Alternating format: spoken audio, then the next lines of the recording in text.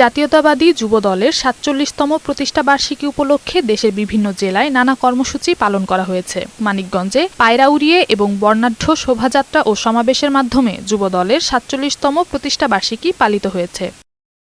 বর্ণাঢ্য আয়োজনের মধ্য দিয়ে লক্ষ্মীপুরে যুবদলের ৪৭তম প্রতিষ্ঠাবার্ষিকী পালন করা হয়েছে। দুপুরে লক্ষ্মীপুরের উত্তর তেমুহনী থেকে জেলা যুবদলের উদ্যোগে র্যালি বের করা হয়। র্যালিটি শহরের গুরুত্বপূর্ণ সড়ক প্রদক্ষিণ শেষে দক্ষিণ তেমুহনী এলাকায় সংক্ষিপ্ত সমাবেশের মাধ্যমে শেষ হয়।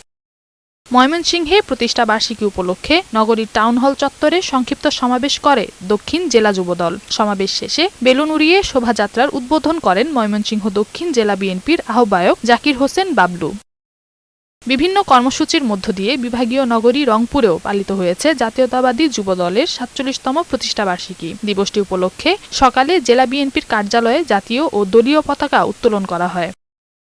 গোপালগঞ্জে বর্ণাঢ্য আয়োজনের মধ্য দিয়ে জাতীয়তাবাদী যুবদলের ৪৭তম প্রতিষ্ঠাবার্ষিকী পালিত হয়েছে। দুপুরে র্যালিটি জেলা বিএনপির কার্যালয় থেকে শুরু হয়ে শহরের প্রধান প্রধান সড়ক প্রদক্ষিণ শেষে গোপালগঞ্জ জেলা প্রশাসকের কার্যালয়ের সামনে এক সমাবেশের মাধ্যমে শেষ হয়। এছাড়া কুড়িগ্রাম, নাটোর, পাবনা, পিরোজপুর, ঝালকাঠি, চাঁপাইনবাবগঞ্জ সহ দেশের বিভিন্ন স্থানে নানা আয়োজনের মধ্য দিয়ে যুবদলের প্রতিষ্ঠাবার্ষিকী পালিত হয়েছে। নওশীন জান্নাত, বৈশাখী সংবাদ।